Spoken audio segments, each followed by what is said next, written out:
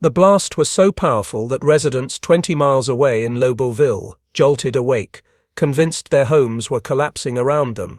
Gentry Stover, still half asleep when the shockwave hit, would later tell reporters, "I thought the house had collapsed with me inside of it."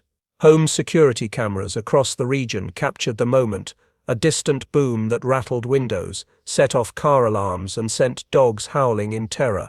But the people closest to the explosion, the workers inside Building 14 at Accurate Energetic Systems, a military explosives manufacturing plant tucked away in rural Tennessee, never had time to register what was happening. One moment they were there, working the early morning shift at a facility that produced explosives for the U.S. military. The next moment, Building 14 simply ceased to exist, erased in what authorities would describe as a mass detonation, so complete that search and rescue teams arriving at the scene found almost nothing recognizable: no bodies, no equipment, no structure. Just a smoking crater and a debris field that suggested the building hadn't collapsed or burned, but had essentially vaporized. 16 workers are missing, presumed dead. The investigation is still ongoing as of this recording. But here's what makes this story haunting beyond the immediate tragedy. This isn't the first time Tennessee has witnessed a catastrophic explosion at a facility handling explosive materials, and it's not the first time it happened in the morning hours. And it's not even the first time questions were raised about whether safe procedures were actually safe at all. I want to take you back to 1983, because on a morning not unlike October 10, 2025, another explosion tore through Tennessee. The Benton Fireworks Disaster. Can the Benton tragedy, a disaster that killed 11 people and raised serious questions about safety protocols, regulatory oversight, and what happens when profit meets unstable chemistry, tell us anything about what happened on October 10, 2025 at Accurate Energetic Systems? Let's discover this together. May 27, 1983, early morning, Benton, Tennessee.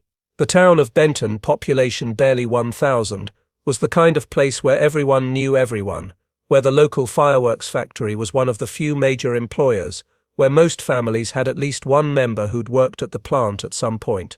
The Benton Fireworks Company had been operating for years, producing consumer fireworks, the kind sold at roadside stands every 4th of July, the kind families bought to celebrate Independence Day in their backyards.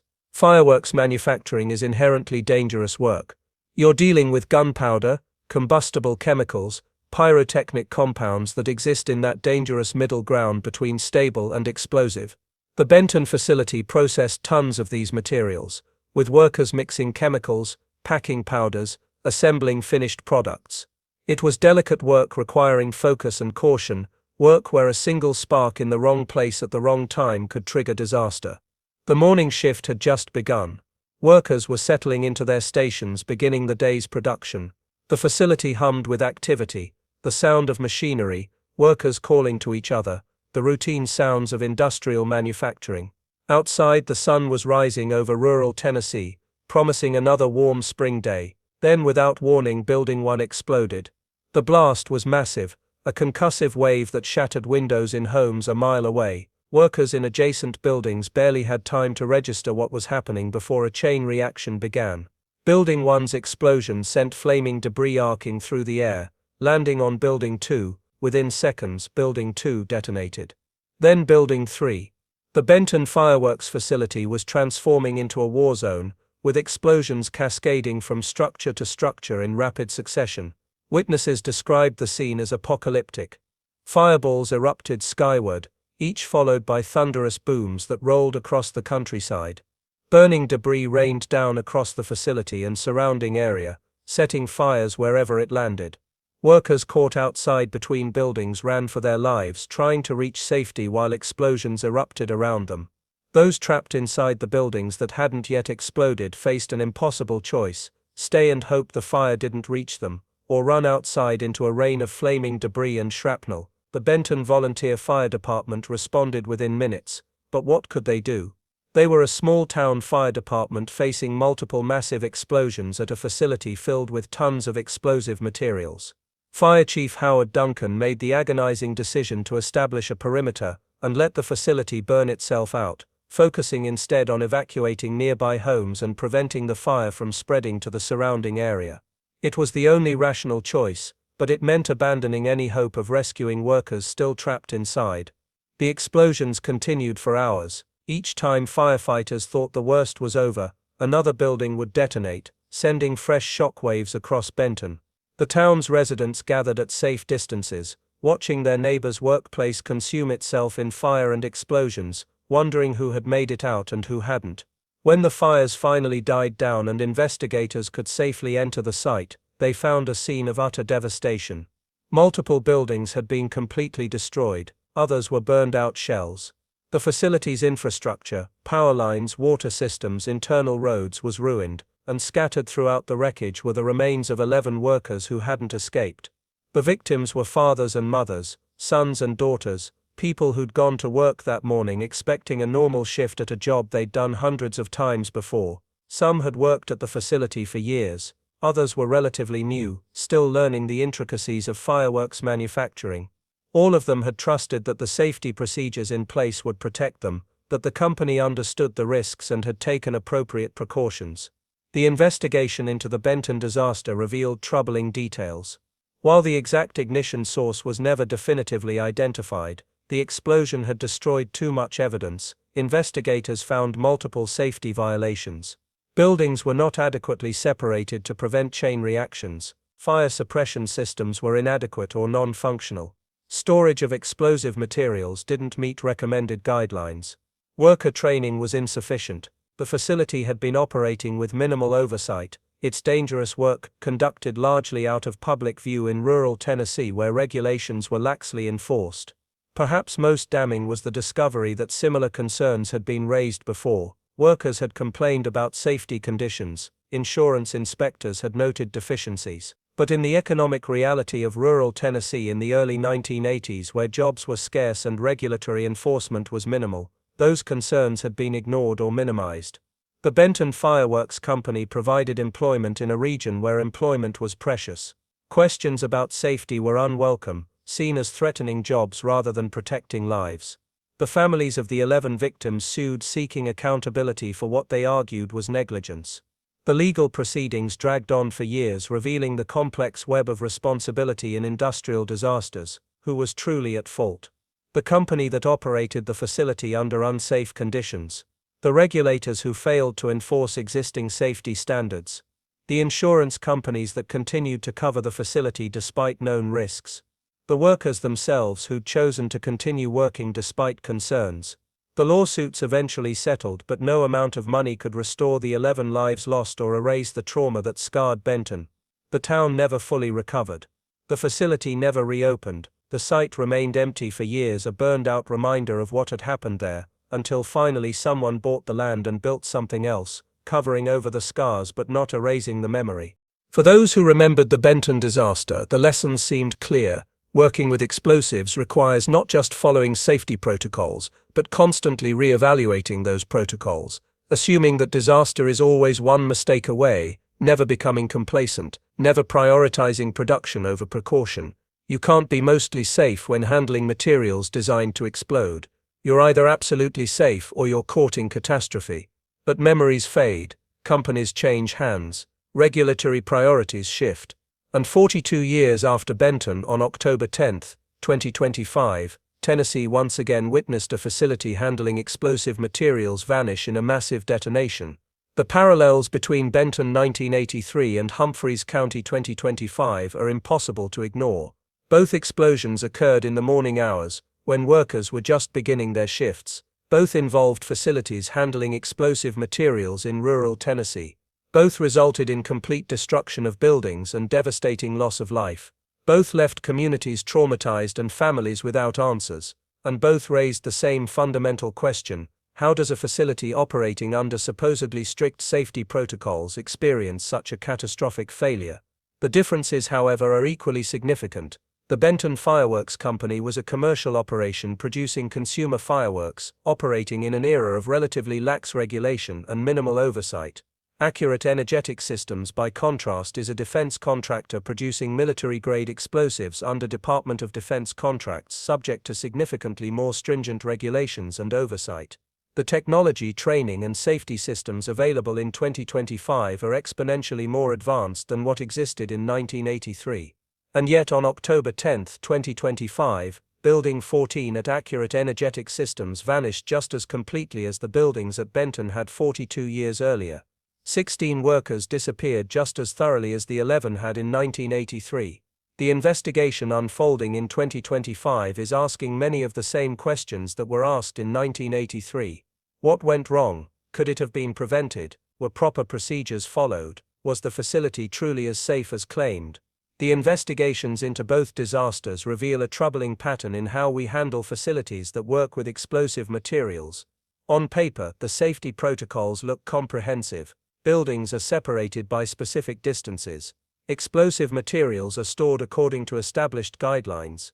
Workers receive training. Safety equipment is installed and maintained. Inspections occur on regular schedules.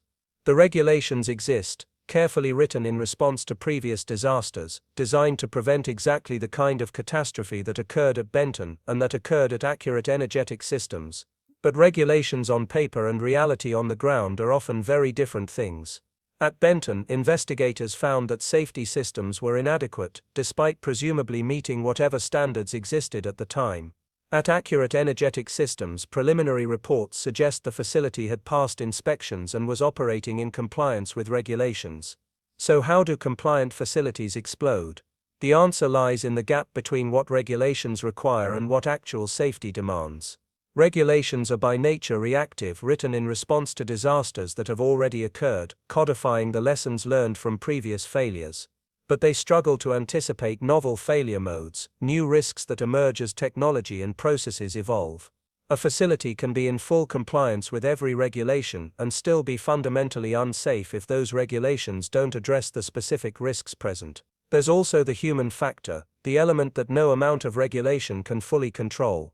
Explosive materials are dangerous, but they're also handled by human beings who get tired, distracted, complacent.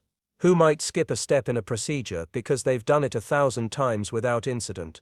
Who might not report a near miss because they don't want to cause trouble or delay production? Who might notice something unusual but rationalize it away because surely if it were really dangerous someone would have said something? The morning of October 10, 2025, likely began like any other morning for the workers at Accurate Energetic Systems. They arrived at work, perhaps stopping for coffee, chatting with co-workers about their plans for the weekend. They entered Building 14, put on their safety equipment, and began the day's work. Everything was routine, familiar, safe. Until it wasn't. What happened in the seconds or minutes before the explosion? Did someone notice something wrong? Was there a moment when a worker realized something was going catastrophically wrong but had no time to react? Or did the explosion occur so suddenly that there was no warning at all, just an instant transition from normal operation to complete destruction? We may never know. The violence of the explosion destroyed not just the building and the people inside, but also most of the evidence that might explain what happened. Investigators are left piecing together clues from the debris field, from witness accounts of people who weren't in Building 14, from records and documentation that survived because they were stored elsewhere. It's forensic archaeology trying to reconstruct an event from fragments. What we do know is this: 16 people went to work on October 10th and never came home. 16 families are planning funerals for loved ones whose remains may never be recovered. 16 empty chairs at dinner tables, 16 voices that will never be heard again, 16 futures erased in the span of a heartbeat. The community response to the Accurate Energetic Systems explosion mirrors what happened in Benton 42 years earlier. Shock, grief, anger, and a desperate search for answers. Who's responsible? Could this have been prevented? What happens now? The company released carefully worded statements expressing sympathy and pledging cooperation with investigators. Federal agencies dispatched teams to conduct investigations. Lawyers began preparing lawsuits on behalf of victims' families. Politicians promised accountability and called for reviews of safety regulations. It's a familiar script, one that plays out after every industrial disaster. And it raises an uncomfortable question: if we learned the lessons from Benton, if we implemented better regulations and oversight, if we have more advanced technology and training, why did this happen again? The cynical answer is that we didn't really learn the lessons from Benton, or from the countless other industrial disasters that preceded and followed it. We learned enough to implement some changes, to create new regulations, to improve some aspects of safety. But we didn't fundamentally change the calculus that allows facilities handling dangerous materials to operate with acceptable levels of risk, where acceptable means some probability of catastrophic failure that we've collectively agreed to live with.